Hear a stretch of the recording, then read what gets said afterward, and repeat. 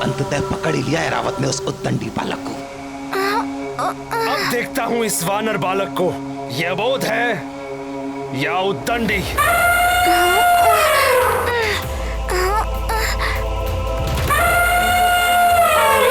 अब वापसी में भी बाधाएं आ रही हैं। ये क्यों नहीं समझ रहे कि मारुति को माँ के पास जाना है।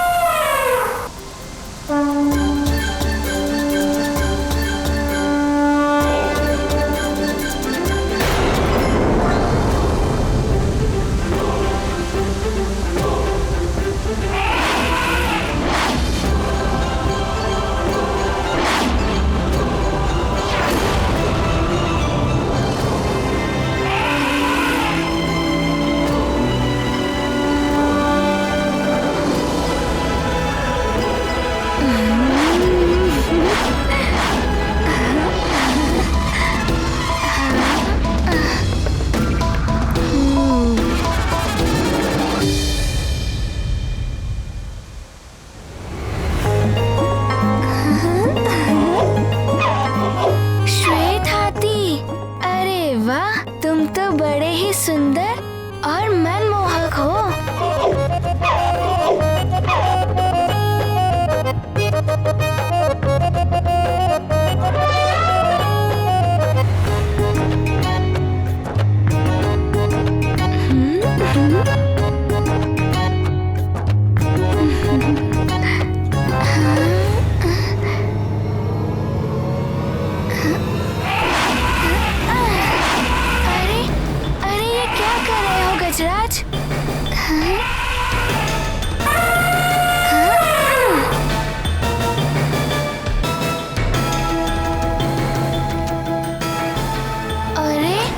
क्या हुआ तुम्हें? मारुति को तुम अच्छे लगे और मारुति तुम्हें लाड कर रहा है, तो फिर तुम मारुति से युद्ध क्यों करना चाहते हो?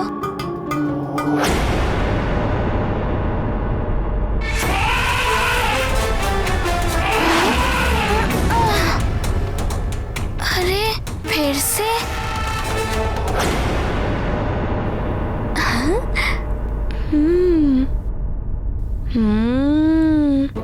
तुम तनिक चपल हो गजराज, किंतु मारुति तुम्हें अपना मित्र बना ही लेगा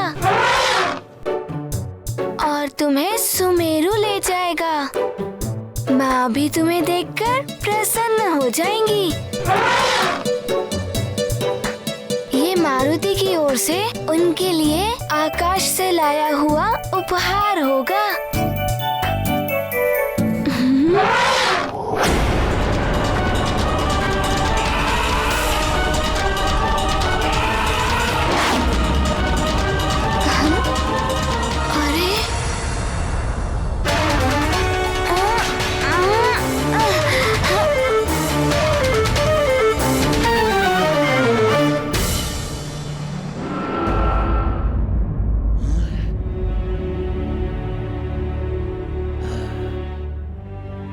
ना जाने क्या होने वाला है। आकाश में से मारुति लौट भी पाएगा या नहीं? मारुति के बिना कितना उदास उदास सा लग रहा है। अच्छा हुआ आज गुरुकुल में भोजन नहीं बना। मारुति के जाने के बाद मेरी तो सारी भूख प्यास जैसे सब समाप्ति हो गई हो। हाँ, मुझे भी आज भूख नहीं लग रही। मुझे भी नहीं।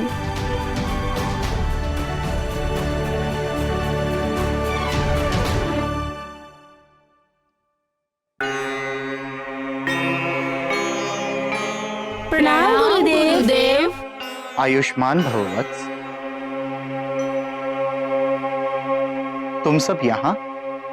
गुरुजी, हमारा मित्र मारुति कैसा होगा?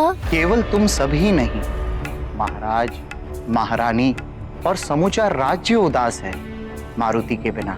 कितनी पूजा अर्चना और कठोर तपस्या के फल स्वरूप महारानी को मारुति जैसा अद्वितीय पुत्र प्राप्त हुआ है। यदि हमारे मित्र मारुति को उड़ना नहीं आता तो ऐसा कुछ भी नहीं होता।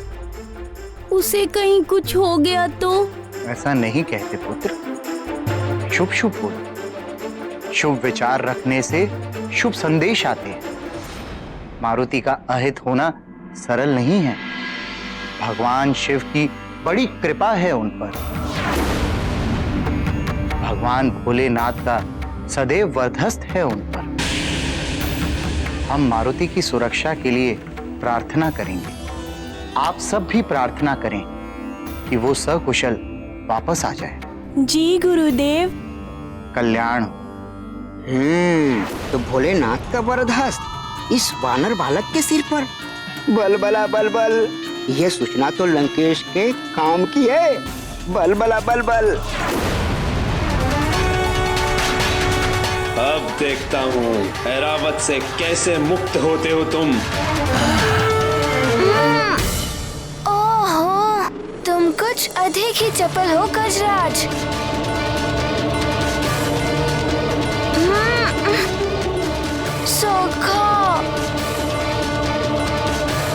सखा, अब क्या करूं? मारुति किसी पशु पर प्रहार नहीं करना चाहता। माँ ने भी मना किया है।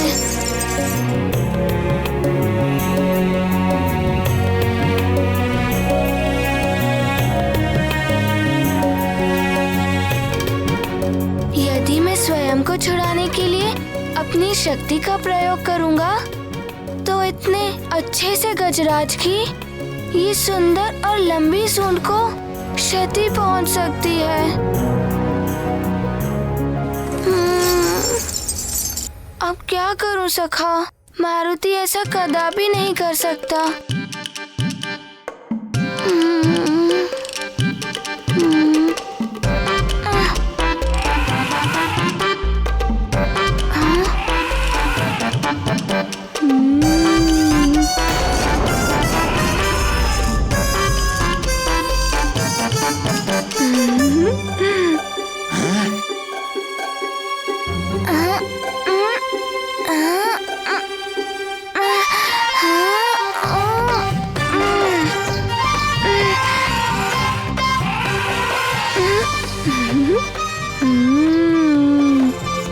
जब पूंछ इसके सर पर टकराई तो अब इसकी पकड़ ढीली हो गई।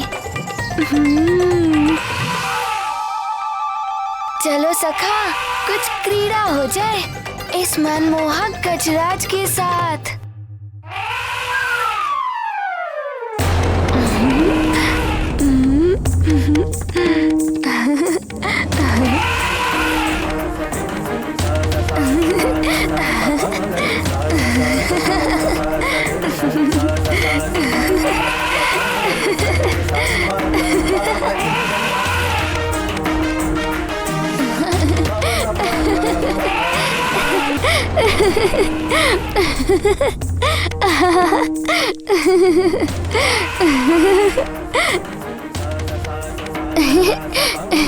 क्यों गजराज, कैसा लग रहा है अब?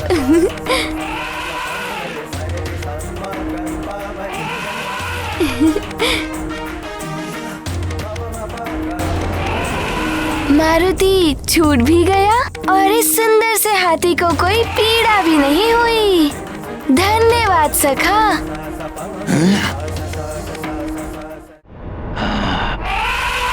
कर क्या रहा है ये बालक?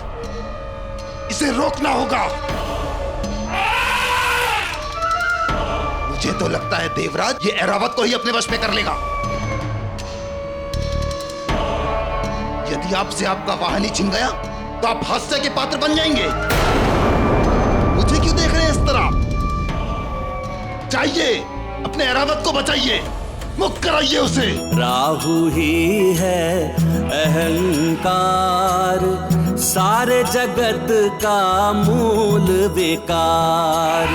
वैर कराता भेद कराता, कर्म सभी निषेध कराता। पाप की जड़ मूल है राहु, सत्य मार्ग से ऐरावत तो द्युलोक में जा गिरा। गाया। राहु बही बही काली माया, इंद्र शीश पर राहु छाया।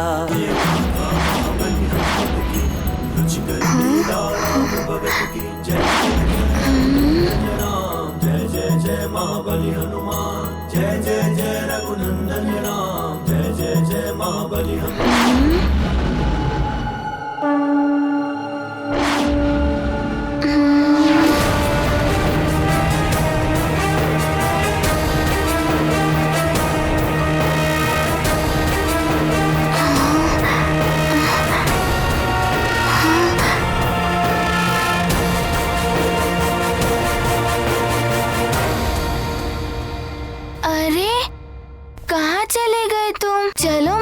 के साथ मारुति तुम्हें माँ को उपहार में देगा।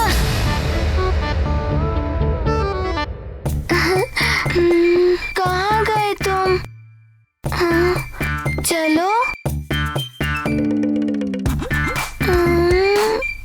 सखा।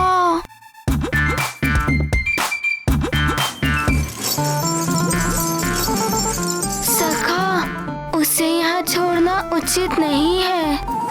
माँ भी कहती है कि पशु निरीह होते हैं, उनकी सहायता करनी चाहिए। किंतु अब तुम ही बताओ, मारुति क्या करे? वो कहाँ हो सकता है सखा?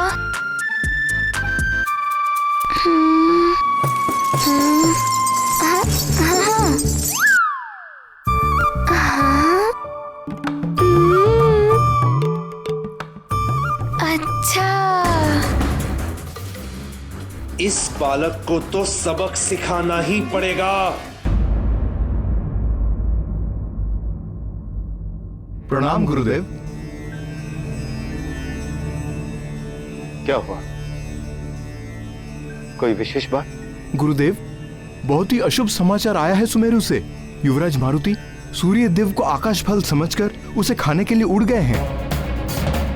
सब अनहोनी घटने की आशंका से चिंतित हैं।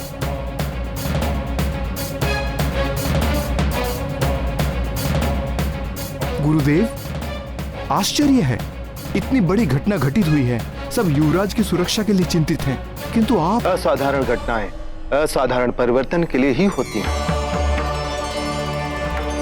मारुति की यह सबसे लंबी उड़ान एक बहुत बड़े परिवर्तन को जन्म देने वाली है। या तो मारुति का अंत होगा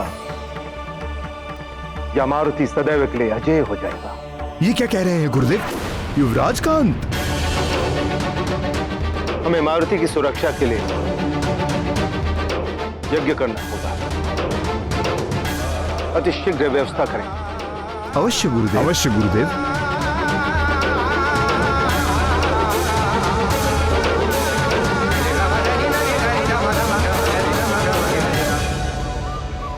ना जाने कहाँ चला गया वो। मारुति ने उसे हर ओर ढूंढ लिया, किंतु वो तो मारुति को मिल ही नहीं रहा है। अब क्या करूं?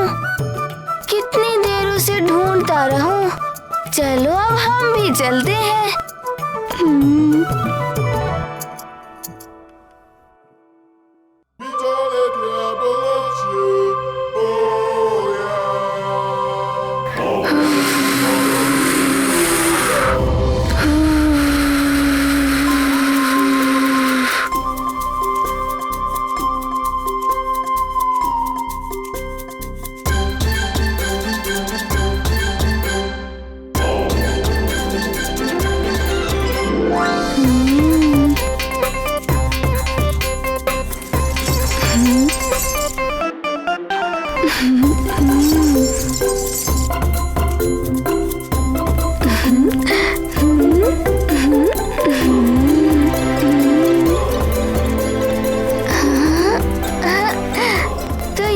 छिपे हो तुम गजराज? चलो मित्र, अब चलने का समय आ गया है। हाँ?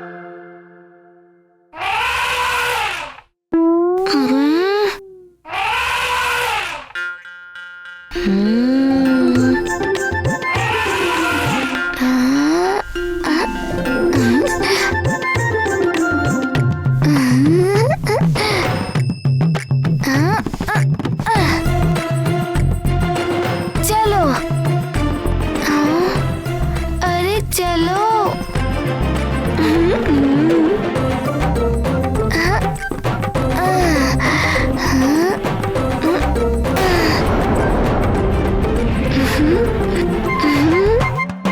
गजराज, पिताश्री भी इसी तरह व्यायाम करते हैं।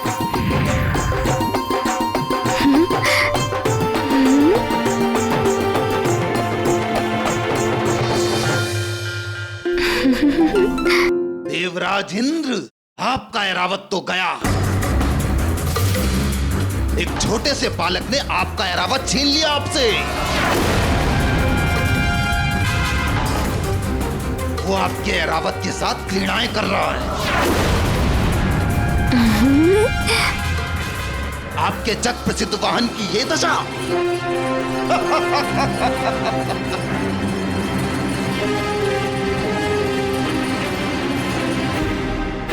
सारा संसार आप पर हंसेगा।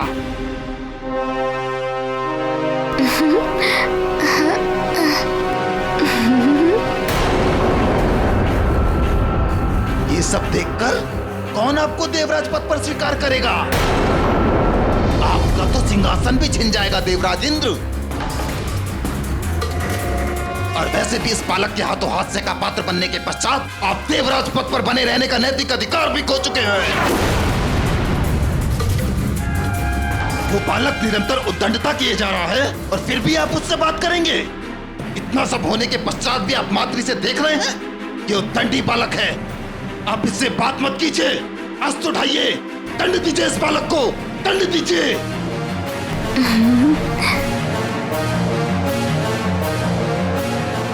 ए वानर बालक!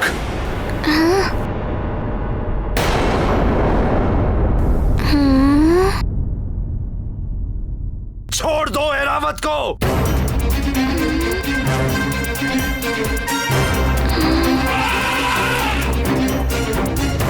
और अपनी उद्दंडता के लिए क्षमा मांगो। उद्दंडता? किंतु आप हैं कौन? मुझे नहीं जानता? उद्दंडी बालक, मैं देवों का राजा इंद्र हूँ। किंतु आप ऐसा क्यों कह रहे हैं? मारुति ने तो कोई उद्दंडता नहीं की है आपसे। क्षमा मांगो अपनी उद्दंडता के लिए, अन्यथा हम तुम्हें दंडित करेंगे। किंतु मारुति ने तो आपके प्रति कोई अपराध नहीं किया है। एक तो इस बालक ने मेरे स्थान पे स्वयं सूर्य को निगलकर महापाप किया। दूसरा, ये आपका अनादर भी कर रहा देवराज इंद्र।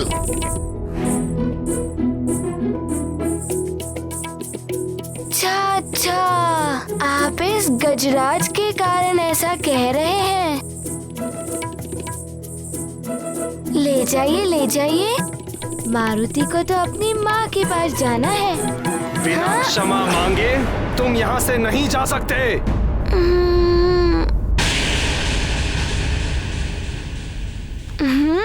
तुम ऐसे नहीं मानोगे उद्दंडी बालक।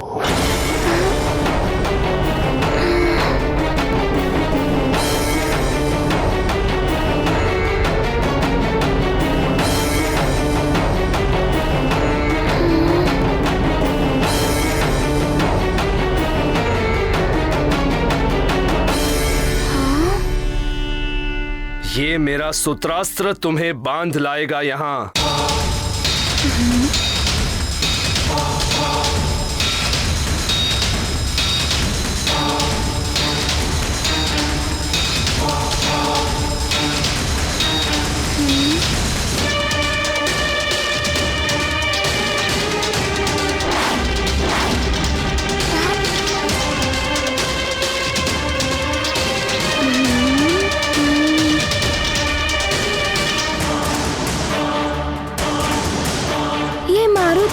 क्यों पकड़ना चाहते हैं?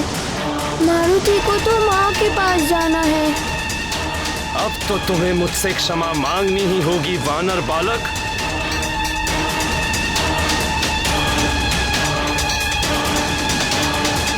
अन्यथा तुम्हें ये सूत्रास्त्र से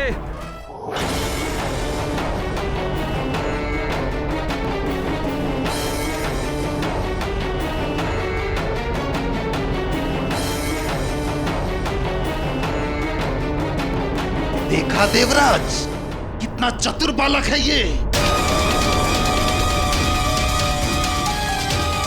अच्छा, लघु रूप भी बना लेते हो तुम, किंतु अब तुम मेरे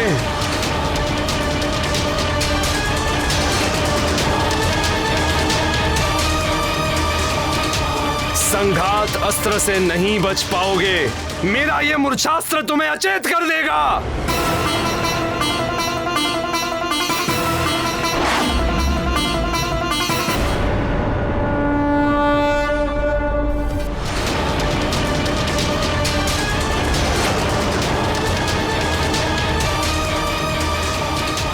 संघात अस्त्र से नहीं बच पाओगे।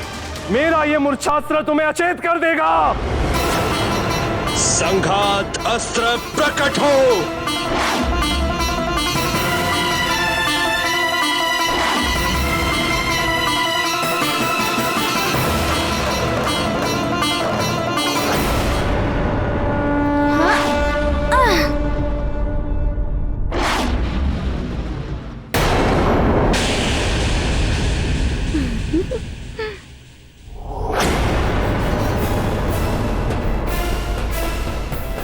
देवराज, कहां गई आपकी शक्ति? एक बालक ने पहले आपका अपमान किया, फिर आपके ऐरावत को खिलौना बनाया और अब आपके अचूक अस्त्र असफल कर दिए।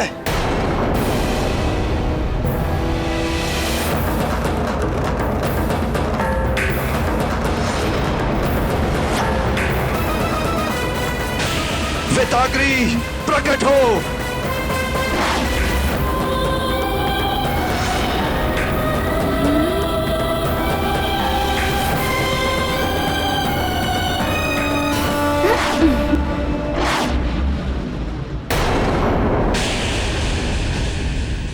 बस अब मारुति को जाने दीजिए। मारुति को अपनी माँ के पास जाना है।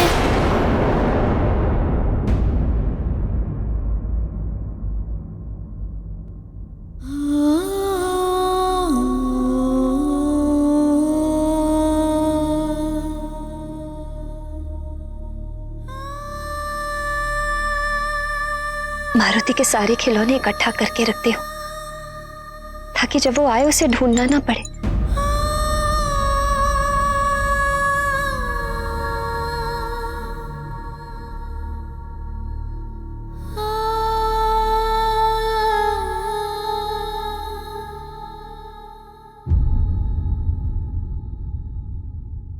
अरे, मारुति का डमरू कहाँ गया?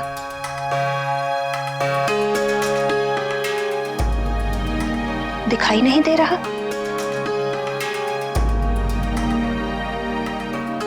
उसके सुग्रीव भैया का उपहार था वो।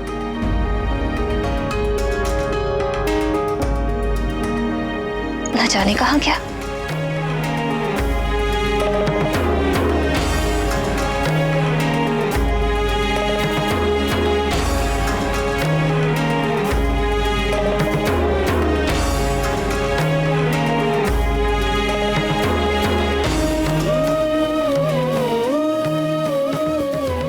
सेविकाएं, सेविकाएं,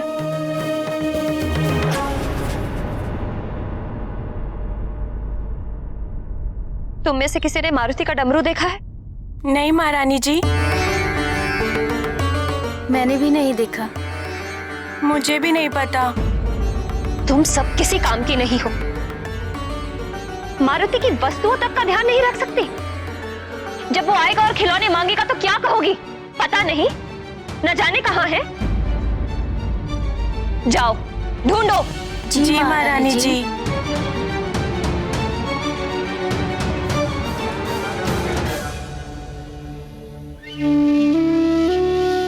चिंता मत करो अंजना,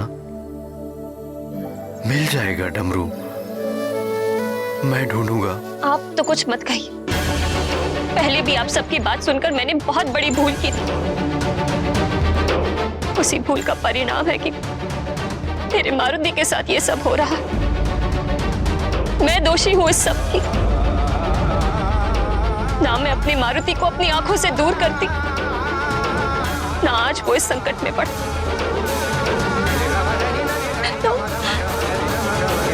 तो अपने पुत्र की पहली भूख भी नहीं मिटा पाई।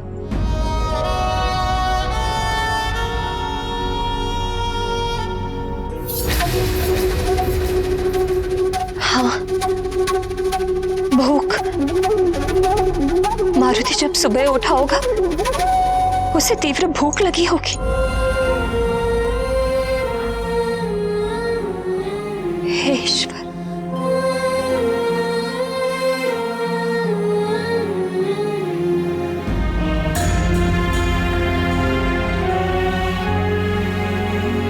इसीलिए मारुति सूर्य को आकाश फल समझकर उसे खाने चला गया। सब मेरे कारण हुआ है। मुझे सुबह उठकर उसके लिए भोजन बनाना चाहिए था, पर मैं बावली सोती रही, अपने पुत्र को देखने भी नहीं गई। मैं इस सब की दोषी हूं। मैं मां बनने योग्य ही नहीं हूं। मेरी तपस्या, मेरा व्रत, निश्चित ही उसमें कोई कमी रह गई होगी। सब व्यर्थ है। कहां होगा मारुति?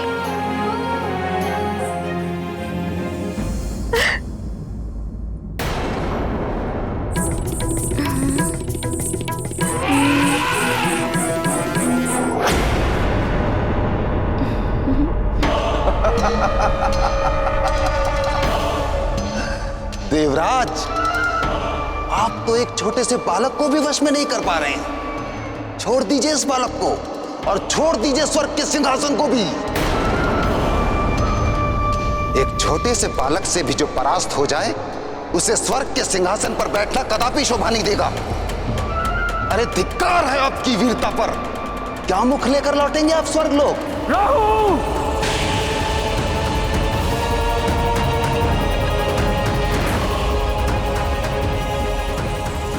जब समस्त संसार मारुति की लीलाओं से अवगत हो चुका था, तो फिर इंद्र कैसे अपरिचित रह गए?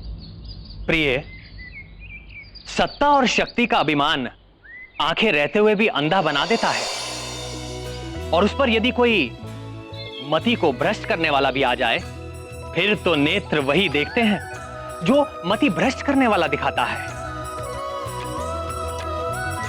एक तो स्वर्ग की सत्ता, उस पर राहु द्वारा विवेक को हर लेना, और उससे भी बढ़कर क्रोध। फिर कैसे इंद्र को एक बालक की अबोधता समझ में आती? उनके सर पर तो राहु सवार हो चुका था। वो राहु जो सारे उल्टे कार्य कराता है, योगी को भोगी बना देता है, सदाचारी को व्याभिचारी बना देता है। फिर भला इंद्र को भले बुरे का ज्ञान कहां से रहता? उनका विवेक तो पूर्णतया नष्ट हो चुका था। किंतु अब देखना यह है कि इंद्र के सर पर सवार राहु उनसे क्या क्या कराता है। मित्र गजानन, तुम मारुति को बहुत ही प्रिय लगे, किंतु मारुति को लगता है कि तुम्हें यहीं रहना है। एक बालक मुझे परास्त कर दे, ऐसा कभी नहीं हो सकता, कभी भी नहीं। मित्र गजानन, यदि मारुति से कोई भूल हो गई हो तो मारुति को क्षमा कर देना। इस उद्दंडी बालक को तो आपका वज्र ही दंडित कर सकता है देवराजेंद्र, वज्र ही दंडित कर सकता है देवराजेंद्र। आपके समस्त अस्त्र तो विफल हो चुके हैं, आपके समस्त अस्त्र तो विफल हो चुके हैं। वज्र ही दंडित कर सकता है देवराजेंद्र।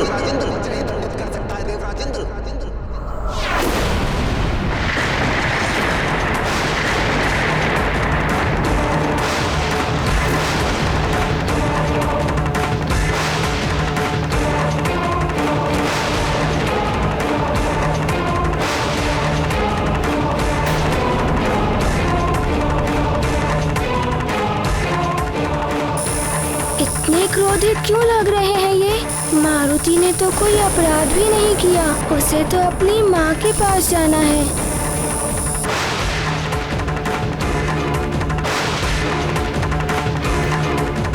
ये क्या कर रहे हैं इंद्रदेव? मारुति पर वज्र प्रहार करने जा रहे हैं।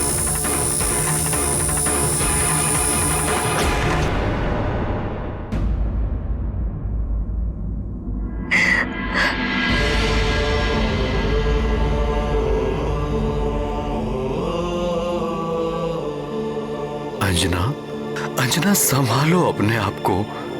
मेरा पुत्र मेरे कारण मुझसे दूर चला गया है, कहीं खो गया है वो। मेरे ही संस्कारों में कोई कमी रह गई होगी, अन्यथा मारुति मुझे बताकर नहीं जाता। बताइए, मारुति को संभालने का उत्तरदायित्व तो मेरा ही था ना। बोलिए, मैं आपसे पूछ रही हूँ।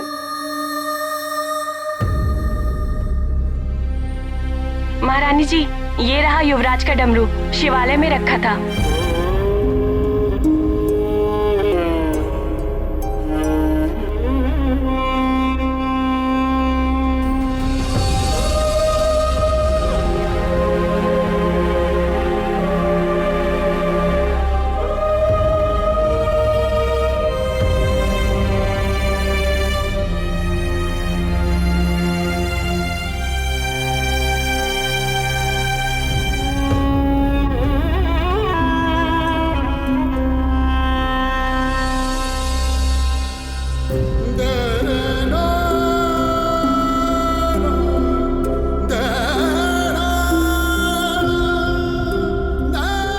ये देखो डमरू, मिल गया ना? भगवान भोलेनाथ की शरण में था। इसी प्रकार हमारा पुत्र मारुति भी भगवान भोलेनाथ की छाया में है। उसे ना तो सूर्य का ताप हानि पहुंचा सकता है और ना ही कोई उस पर संकट आ सकता है। वो मिल जाएगा।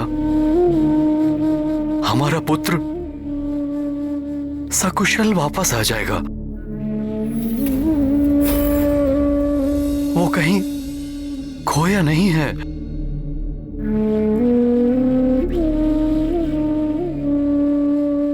बालक कोई वस्तु नहीं होते जो खोकर मिल जाए।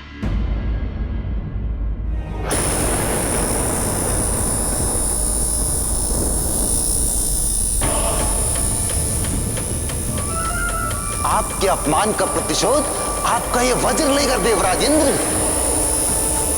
परंतु मुझे शंका है देवराज इंद्र कि कहीं आपका वज्र भी इस बालक के आगे व्यर्थ ना हो जाए।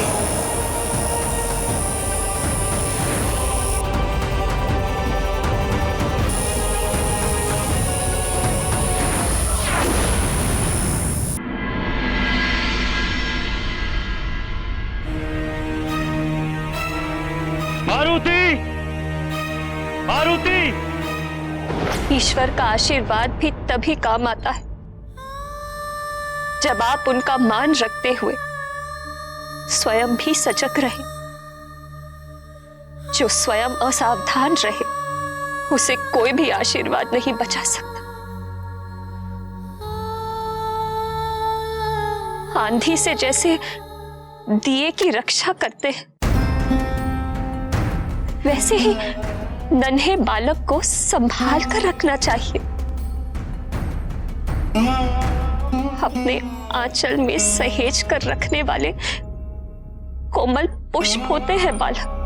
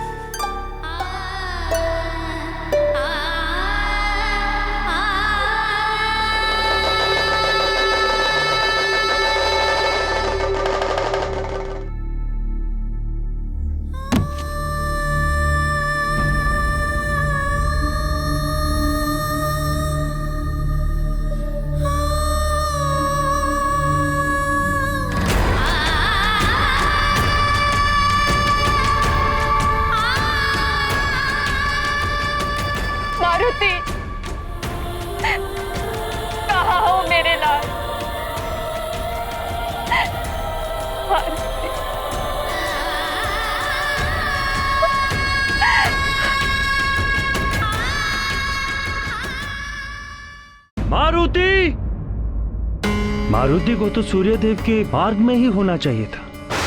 मारुति! ध्रुलोक? कहीं ध्रुलोक में तो नहीं चला गया?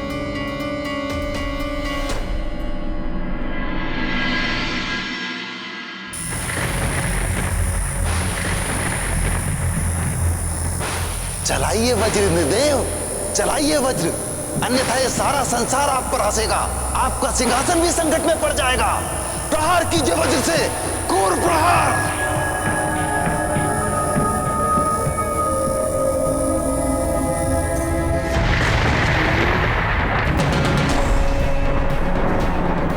ये क्या हो रहा है देवेश्वर? देवराज इंद्र वज्र प्रहार करने जा रहे हैं मारुति पर। इंद्र को रोकना होगा, अन्यथा अनर्थ हो जाएगा। एक बालक पर वज्र प्रहार करना, ये तो अनुचित होगा ना।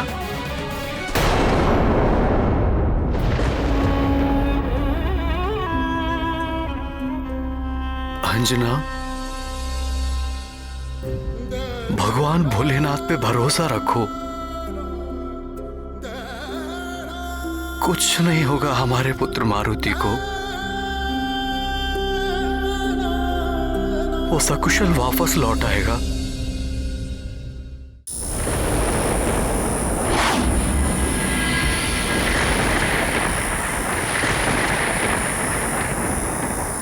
मारुति?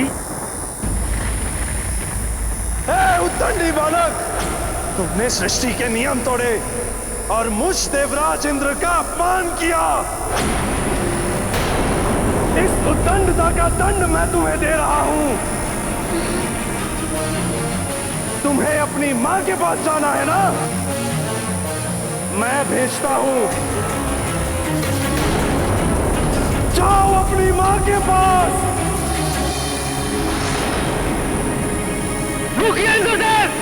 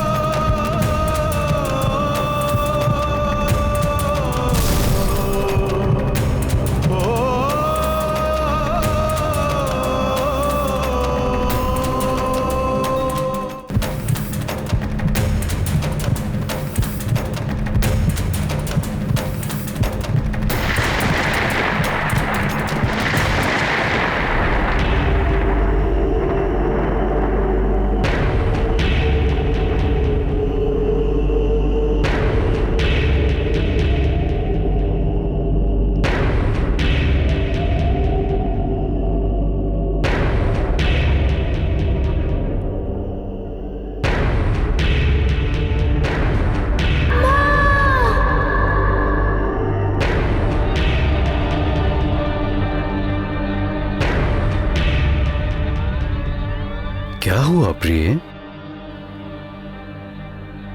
कुछ सुना आपने? मेरा पुत्र मुझे पुकार रहा है। वो लौट आया, अंतरिक्ष से वापस आ गया यहाँ पृथ्वी पर।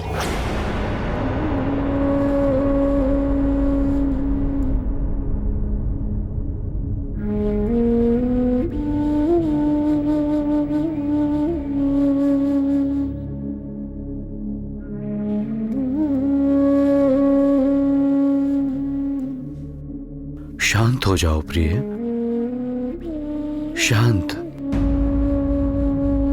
यदि हमारा पुत्र मारुति लौटकर आया होता तो दौड़कर तुम्हारे गले से लग जाता। चिंता मत करो प्रिय, वायुदेव गए हैं। वो शीघ्र ही हमारे मारुति को हमारे पास ले आएंगे।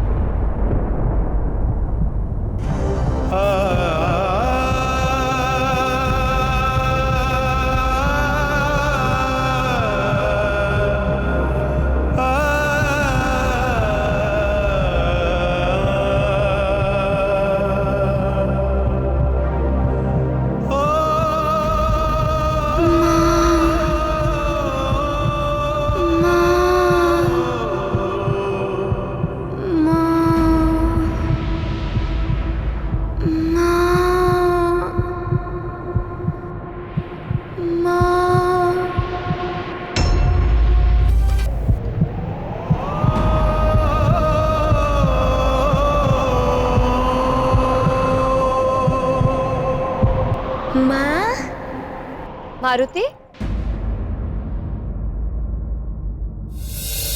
मेरा लाल आ गया?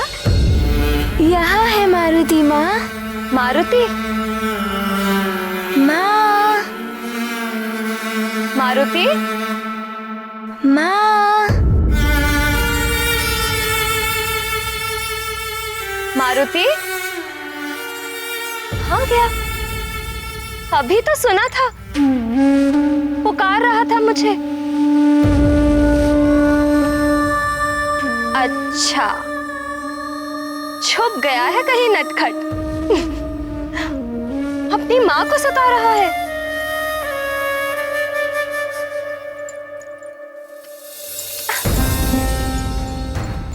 अरे, कहाँ गया?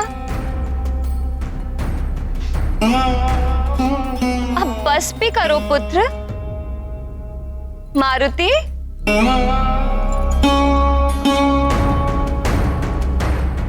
आ जाओ पुत्र, माँ के गले लग जाओ। माँ।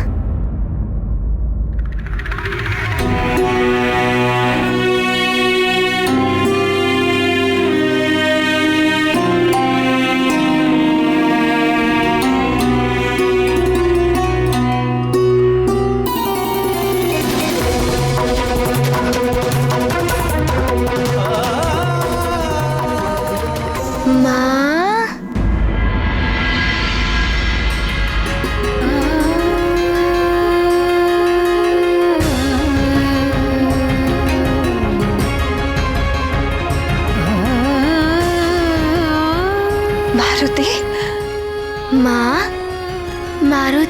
एक साथ छुप गया और आप रोने लगी।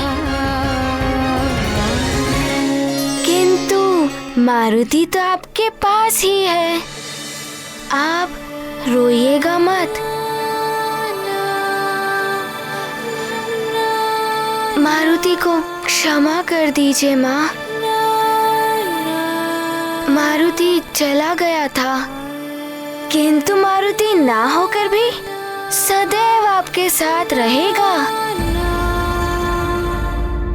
ये तुम कैसी बातें कर रहे हो पुत्र?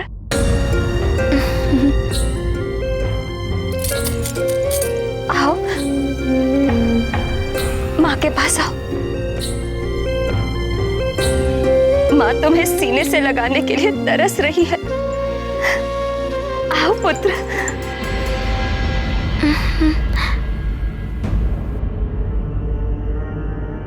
क्या हुआ मारुति? तुम पीछे क्यों जा रहे हो? मेरे पास आओ पुत्र।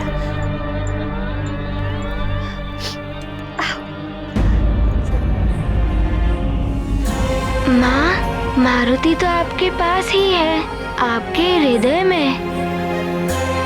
भले ही आप मारुति को छू ना पाए, किंतु आप अपने नेत्र बंद करके देखिए, आपको मारुति की ही छवि दिखाई देगी।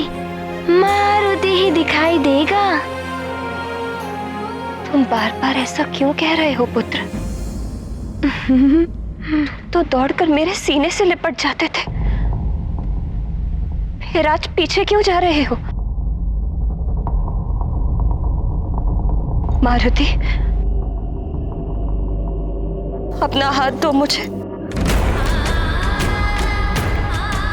आओ, मेरे पास आओ।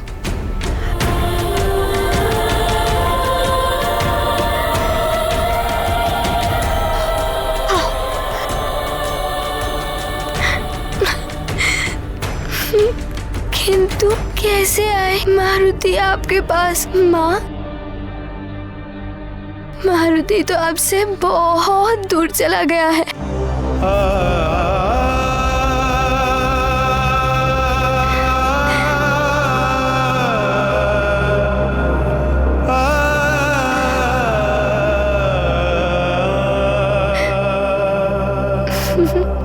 किंतु आप रोइएगा मत, मारुति तो आपके पास ही है, आपके हृदय में।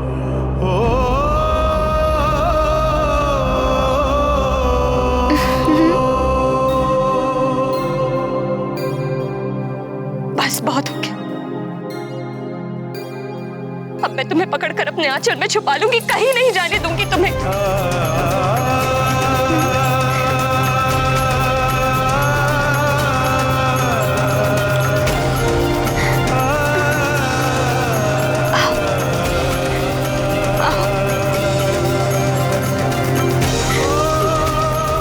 मेरे पास आओ पुत्र।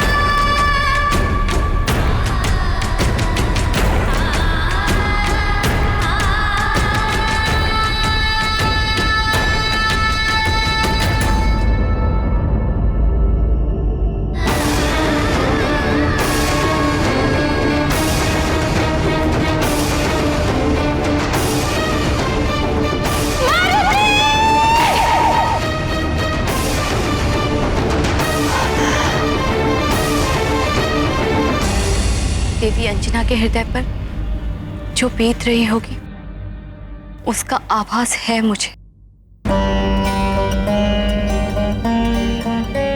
मेरे पुत्र गणेश का भी शीश कटा था एक समय। ऐसे में कैसी पीड़ा, कैसी वेदना उठती है माँ के हृदय में। उसे एक माँ ही समझ सकती है और कोई नहीं। अंजना की वेदना मेरी उस पीड़ा से तनिक भी कम नहीं होगी।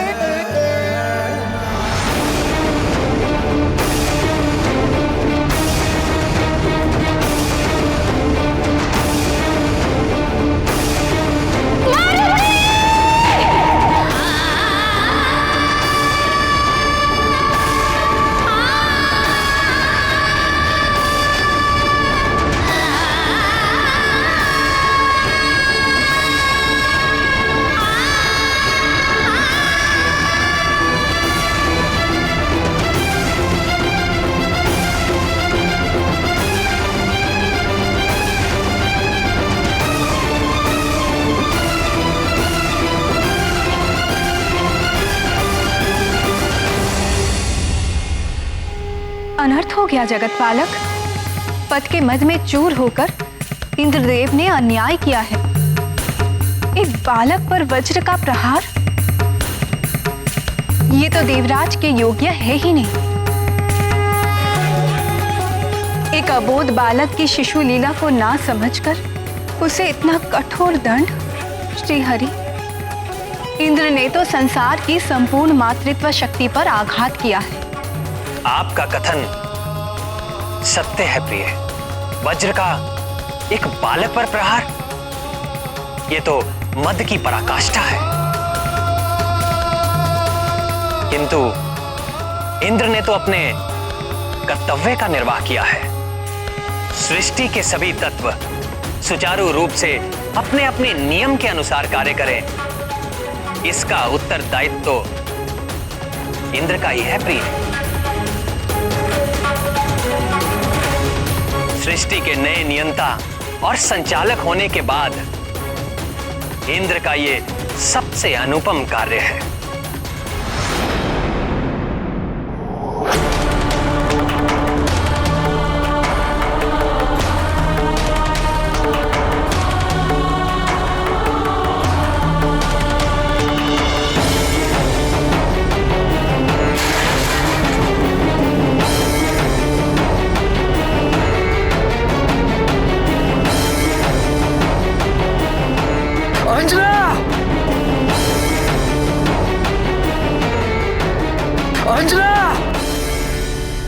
हे जगत सृष्टा, आपने तो जगत की सृष्टि की है और आप तो समझते हैं नारी जीवन की संपूर्णता है संतान। अपनी संतान की मृत्यु का आभास भी माँ के लिए स्वयं की मृत्यु से भी अधिक दुखदायी और पीड़ाकारक होता है स्वामी। इंद्रदेव ने एक बालक पर वज्र प्रहार करके बहुत ही अशोभनीय और दुष्टतापूर्ण कार्य किया है।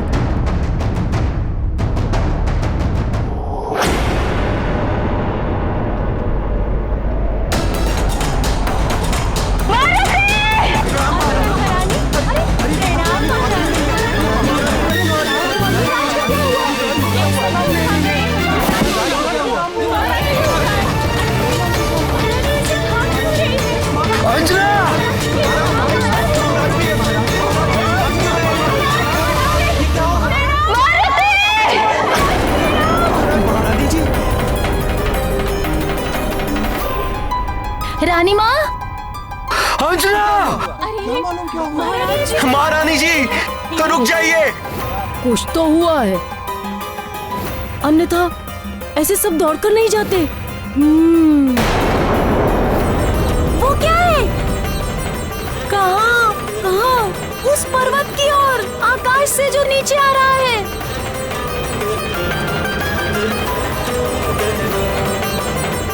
कहीं वो हमारा मित्र मारुति तो नहीं?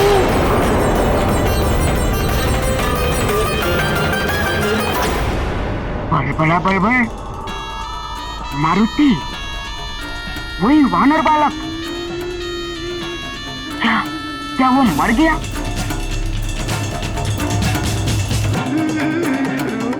बड़ा बड़बड़,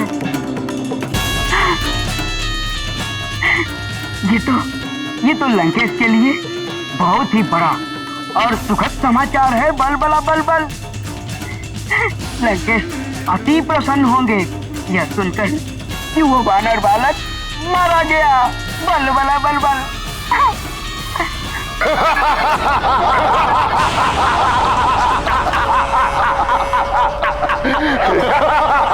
ब्रह्मं प्रसन्नम, प्रसन्न हुए हम। बहुत मधुर लग रहा है कानों को सुनकर राहु, फिर से कहो। राहु जिसके सिर पे सवार उसका हुआ बंटाधार। इंद्र की मति फिरा दी मैंने। महाबली बालक ने तो सूर्य को निगल लिया था, किंतु राहु की टेढ़ी चाल के सामने बच नहीं सका वो।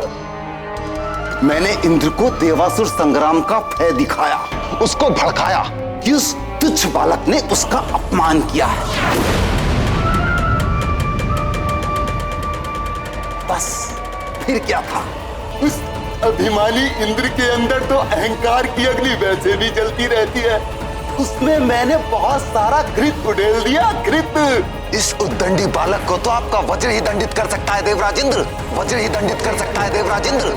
आपके समस्त अस्त्र तो विफल हो चुके हैं, तो विफल हो चुके हैं, तो विफल हो चुके हैं, तो विफल हो चुके हैं। उस इंद्र के हाथों मृत्यु का उपहार दिलवा दिया मैंने उस बालक को।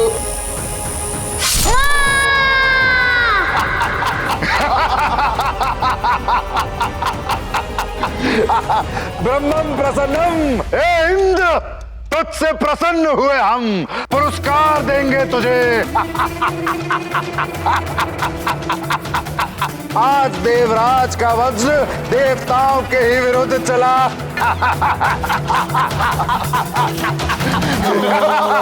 असुरों का कार्य किया है उसने।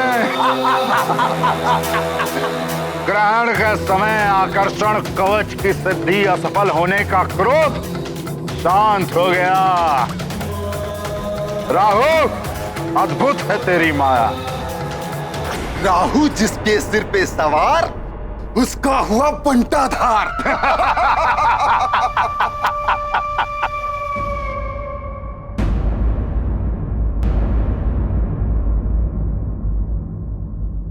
मारुति!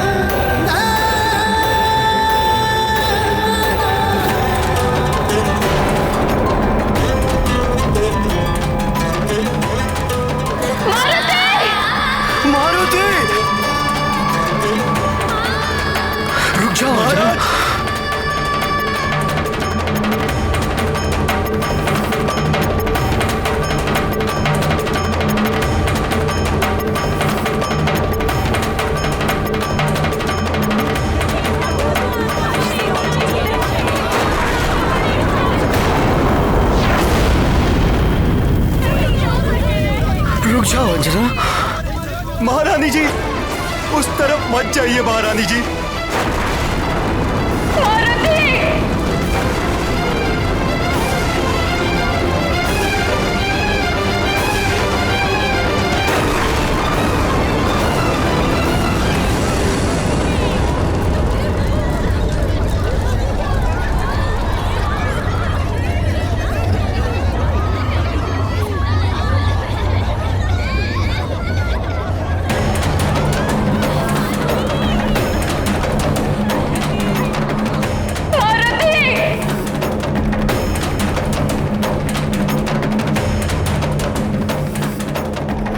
अच्छा है, बहुत अच्छा है। वो वानर बालक मारा गया। असुरों का शत्रु मेरा शत्रु। देवताओं की भी शक्ति थी ना उसके पीछे। बकासुर और वृक्षासुर की आत्मा को शांति मिलेगी।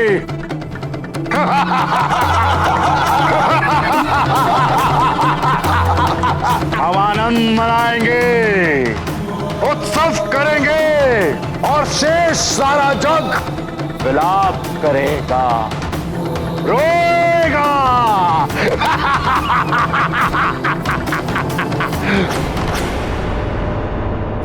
ये मारुति, ये रामदूत, ये आंजनेय, ये केसरी पूत, राम से तू ये सबका प्यारा, इनको इंद्र ने वज्र से मारा।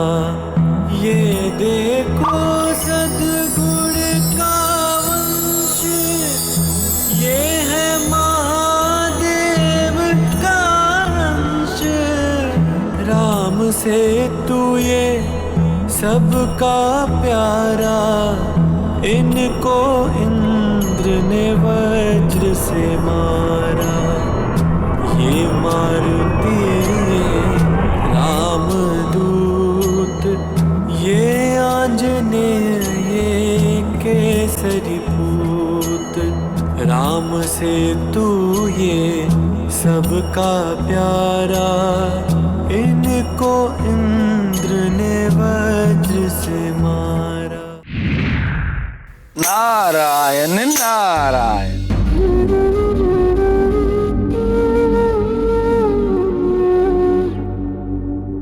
क्षमा करें प्रभु, मैंने सूर्यदेव के अभिमान को खंडित करने और उनके अंदर के अंधकार को मिटाने के लिए ये सब किया था,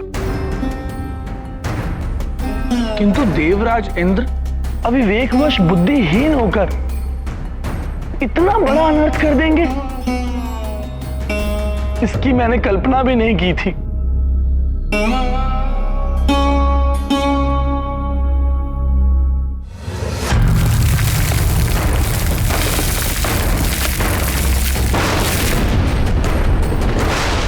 अभिमान मात्र सूर्यदेव में कहां था देवर्षि?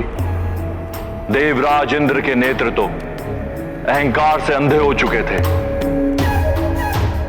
जो ये भी ना देख पाए कि उनके समक्ष एक अबोध बालक है।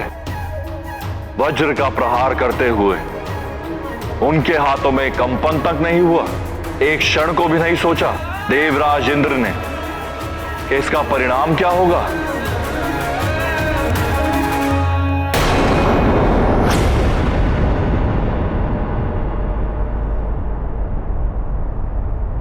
मारुति,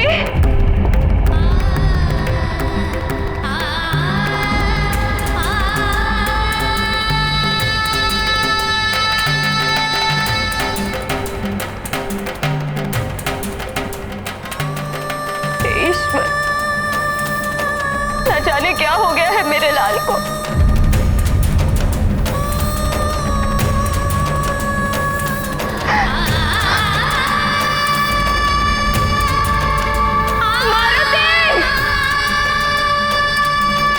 तुम्हारी माँ तुम्हें पुकार रही है पुत्र।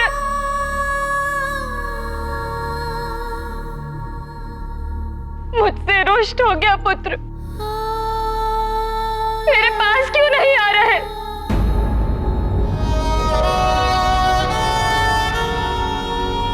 मारुति, कहाँ हो तुम?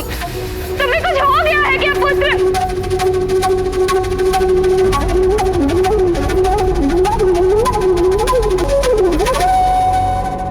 तुम्हारी माँ तुम्हारे पास आ रही है। रुक जाओ अंजना, उस ओर जाने से तुम संकट में पड़ जाओगी, आगे मार्ग नहीं है।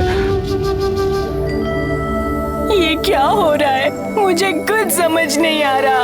अवश्य ही मारुति को कुछ हो गया है।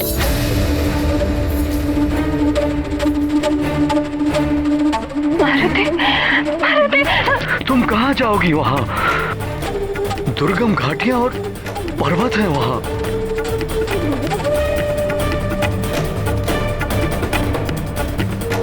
कितनी भी दुर्गम घाटियां पर्वत क्यों ना हो, मैं अपने पुत्र के पास अवश्य जाऊंगी।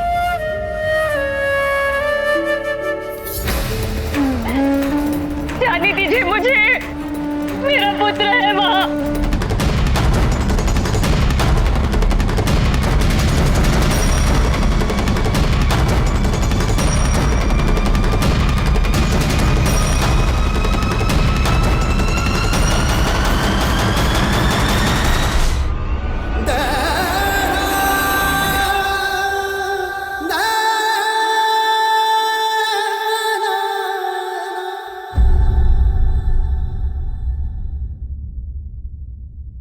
मुझसे रुष्ट हो गया पुत्र, मेरे पास क्यों नहीं आ रहा है?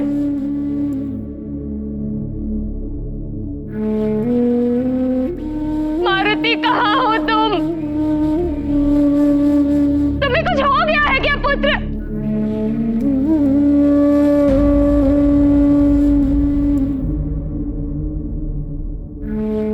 तुम्हारी माँ तुम्हारे पास आ रही है। रुक जाओ अंजना, उस ओर जाने से तुम संकट में पड़ जाओगी। आगे मार्ग नहीं है। ये क्या हो रहा है? मुझे कुछ समझ नहीं आ रहा। अवश्य ही मारुति को कुछ हो गया है।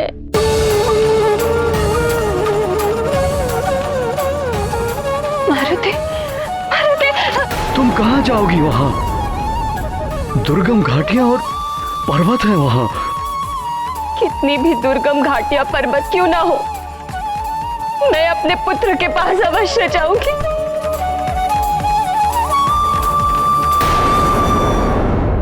जाने दीजिए मुझे, मेरा पुत्र है वहाँ। यदि मारुति वहाँ है तो वहाँ मैं जाऊंगा सैनिकों के साथ। तुम नहीं जाओगी।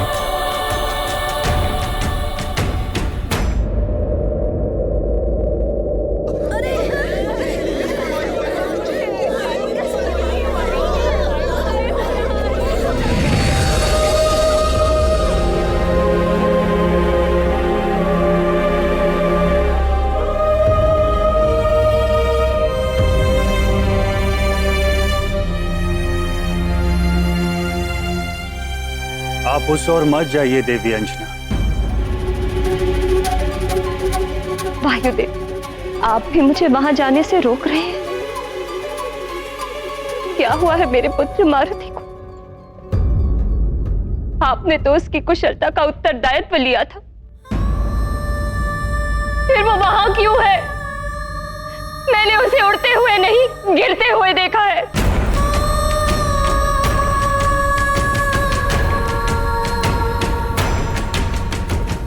सत्य कह रही हूँ वायुदेव, यदि मारुति कुशलता से है तो बुलाइए उसे यहाँ मेरे समक्ष। या फिर आपकी कोई नई क्रीड़ा है ये, कोई नया प्रशिक्षण दे रहे हैं आप उसे?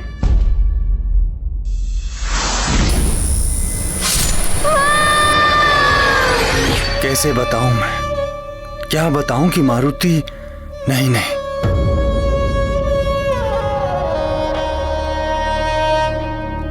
क्या सोच रहे हैं आप वायुदेव? बुलाइए उसे,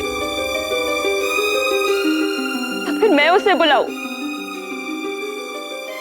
मारुति! मारुति!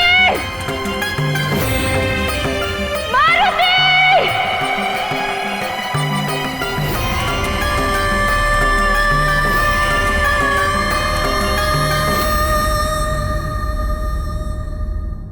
उत्तर क्यों नहीं दे रहा मेरा पुत्र?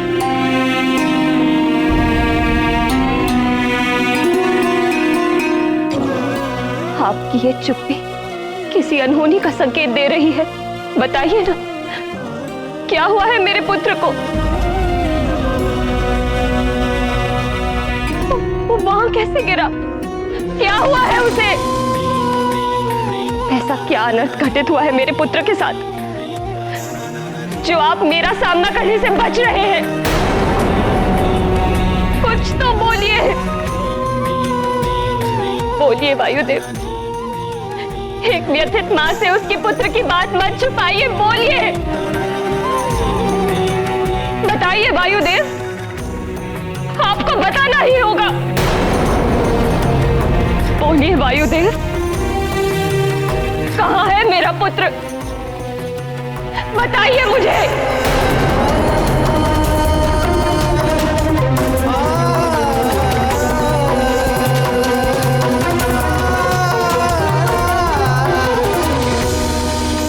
चिंता मत कीजिए देवी अंजना, आपका पुत्र आएगा। मैं उसे सकुशल आपके समक्ष लेकर आऊंगा। धैर्य रखिए। धैर्य? धैर्य कैसे रखूं मैं? कब तक रखूं मैं? मैंने अपनी आंखों से अपने पुत्र को आकाश से गिरते हुए देखा है। आप मेरे पुत्र को यहाँ लेकर आइए। मेरी आंखें उसे देखने के लिए तरस रही है। मैं और प्रतीक्षा नहीं कर सकती। ले आइए मेरे मारुति।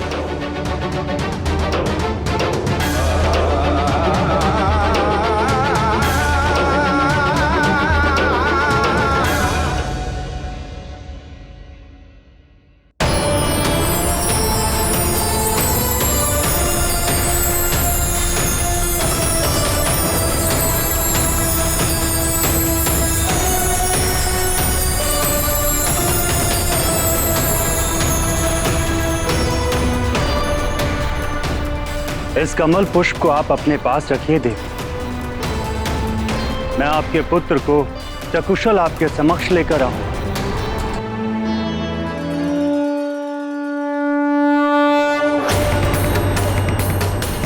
मैं आपको वचन देता हूं देवी कि मैं वायुदेव इस पुष्प के मुरझाने से पूर्व आपके पुत्र मारुति को सकुशल आपके समक्ष लेकर आऊंगा। ये मेरा प्रण, ये मेरा प्रण, ये मेरा प्रण, ये मेरा प्रण।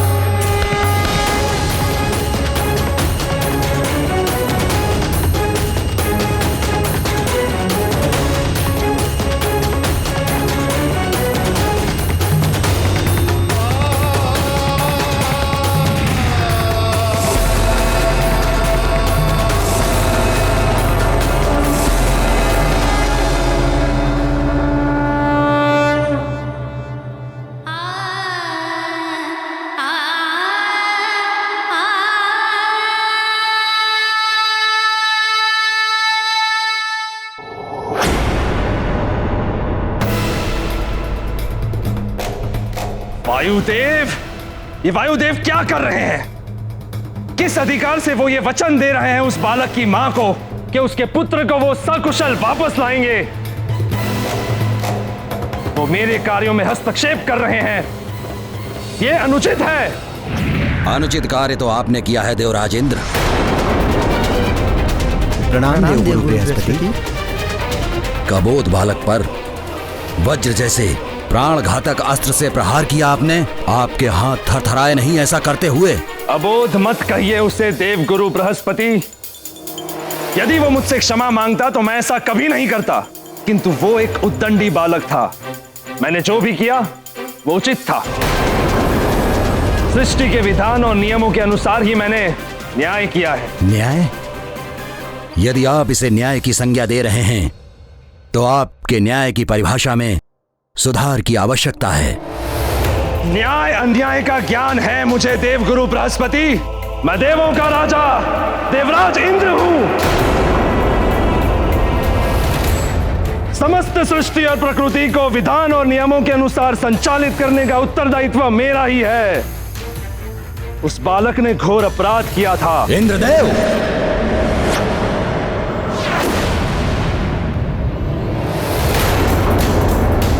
अपराध के पीछे कोई आपराधिक भावना थी या नहीं? अपराध करने वाले की आयु क्या थी?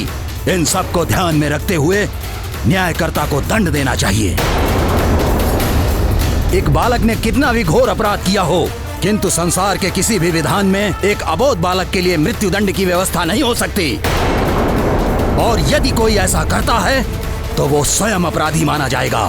देवगुरु बृहस्पति, यदि आपको ऐसा लगता है कि मैंने अन्याय किया है तो मैं अभी इसी क्षण आपको देव संहिता दिखा देता हूं, जिसमें कहीं भी कभी भी वयस्क या बालक का उल्लेख ही नहीं किया गया है। प्रकृति के कार्यों में हस्तक्षेप करने वाले को केवल दंड ही मिलता है। वो प्रकृति कभी स्वयं देती है या फिर मुझ जैसा देवता। यही न्याय व्यवस्था देव संहिता की है। देव सह्याद्री, जाओ जाकर देव संहिता ले आओ और दिखाओ देव गुरु बृहस्पति को, जो स्वयं उन्होंने ब्रह्मदेव के साथ मिलकर बनाई है।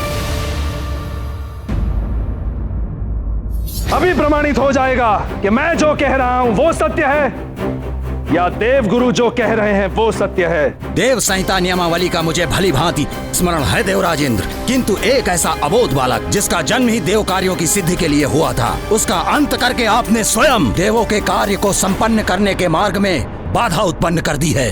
देवों के कार्यों की चिंता आप न करें देव गुरु, समय आने पर सारे कार्य संपन्न हो जाएंगे। बस बस बस, मैं जितना समझा सकता था आपको उतना मैंने समझा दिया, फिर भी आप स्वयं को उचित ठहरा रहे हैं देवराज इंद्र। मुझ देव गुरु बृहस्पति की बात यदि आपको असत्य प्रतीत हो रही है तो मेरे लिए देव गुरु पद का त्याग ही उचित है।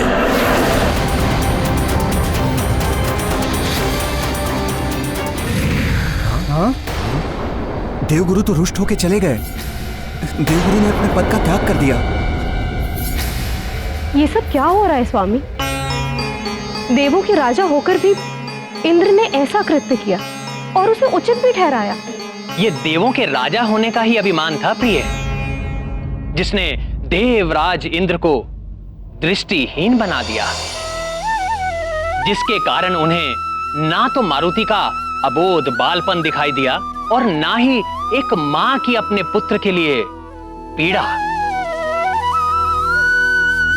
इंद्रदेव के मद की पराकाष्ठा है ये, किंतु देवी अंजना की ममता की पराकाष्ठा भी इस घटना में निहित थी। वो किसी भी परिस्थिति में अपने पुत्र तक पहुंचना चाहती थी। उनकी ममता ने वायुदेव को भी विवश कर दिया कि वो उनका पुत्र उन्हें सकुशल वापस ला कर दे।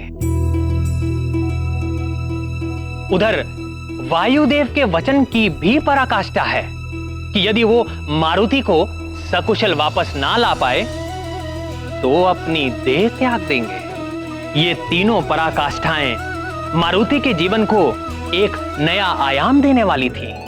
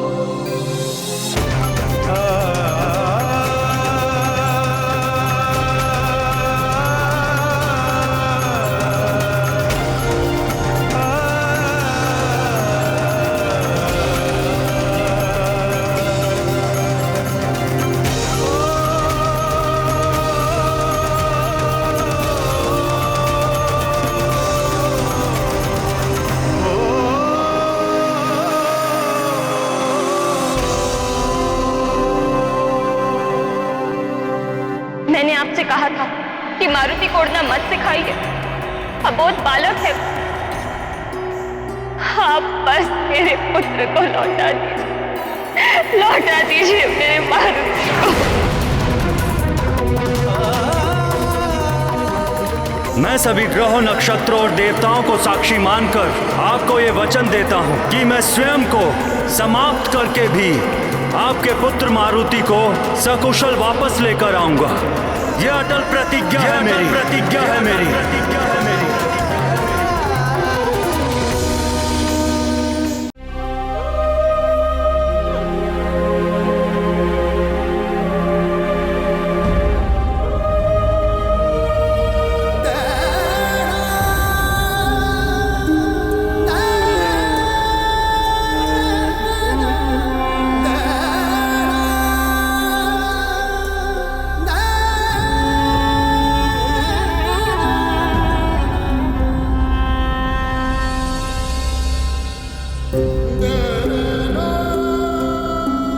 मारुति पुत्र, इस अनहोनी की मुझे कोई आशंका नहीं थी।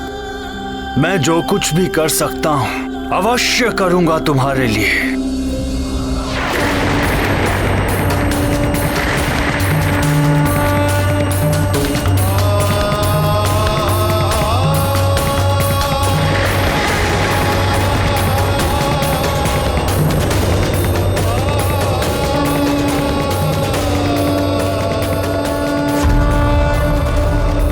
प्रभु, वायुदेव असमंजस में थे कि कहाँ जाए। क्रोध, क्षोभ और अपार दुख, ये अंतर मन की वो स्थितियां हैं जिनमें विवेक भी कार्य करना बंद कर देता है। वही वायुदेव के साथ भी हो रहा था। मारुति को वो पुत्रवत प्रेम करते थे, इसीलिए अपार दुख के सागर में डूब गए थे। किंतु ये भी शाश्वत सत्य है प्रिय, कि विपत्ति और दुख की घड़ी में माता पिता या भाई बंधु ही काम आते हैं। सबको अंतिम आशा अपनों से ही रहती है, इसीलिए कभी भी माता पिता या भाई बंधुओं से मतभेद या मन मुटाव नहीं रखना चाहिए। अंत में वही काम आते हैं।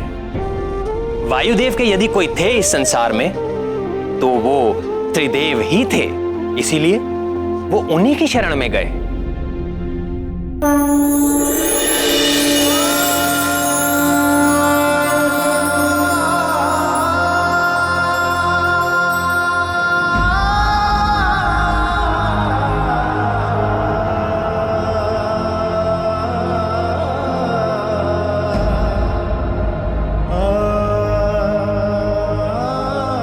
हे जगत पालक श्री हरि विष्णु देव, हे जगत कर्ता ब्रह्मा जी, हे देवों के देव महादेव,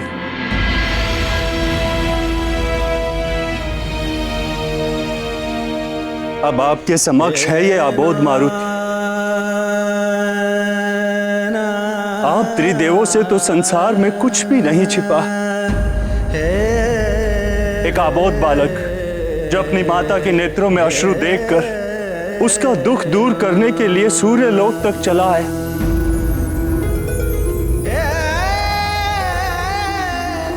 मारुति ने तो बालपन में सूर्य को अपना ग्रास बनाया, किंतु इंद्रदेव तो बालक नहीं है, जो उन्हें यह भी ज्ञान नहीं कि एक बालक को कितना दंड देना चाहिए। हे त्रिदेवों, अन्याय हुआ है इस बालक के साथ। इंद्र ने वज्र से प्रहार किया है इस पर।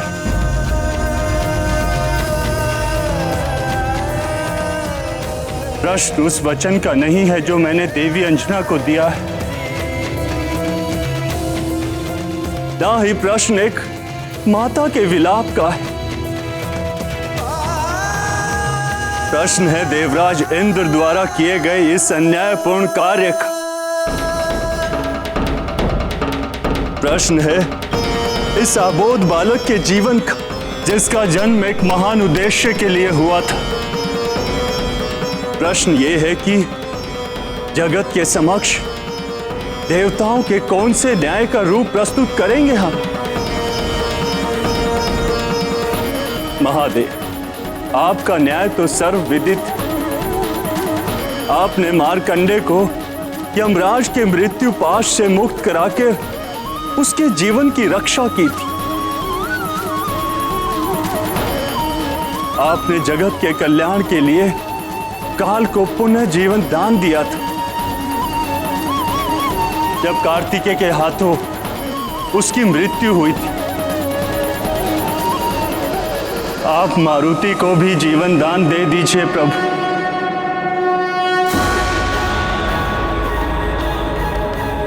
पुनः जीवित कर दीजिए उसे,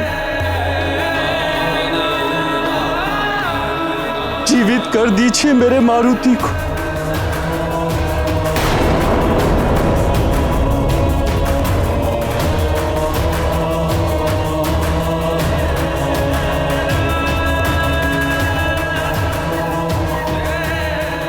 इसे पुनः जीवित कर दीजिए महादेव।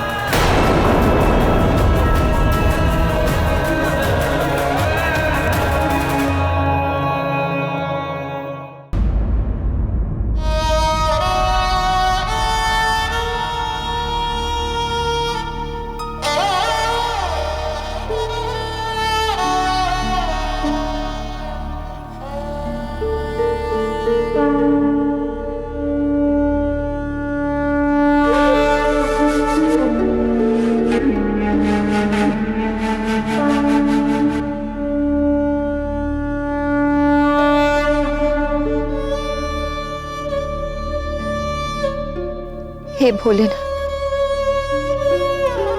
हे करुणा के सागर, हे कृपा सिंधु,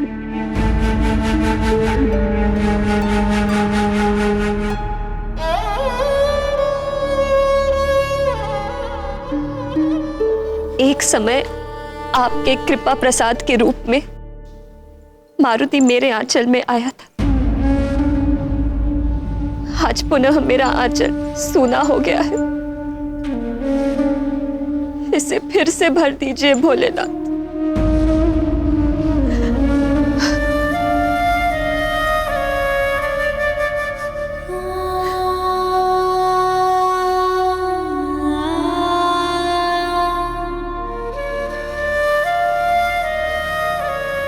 मैं शपथ लेती हूं कि यदि इस कमल पुष्प के मुरझाने के पूर्व मेरा मारुति सकुशल लौट कर नहीं आया, तो मैं आपकी पुजारी नंजना यहीं आपके चौखट पर अपने प्राण त्याग दे, प्राण त्याग दे, प्राण त्याग दे, प्राण।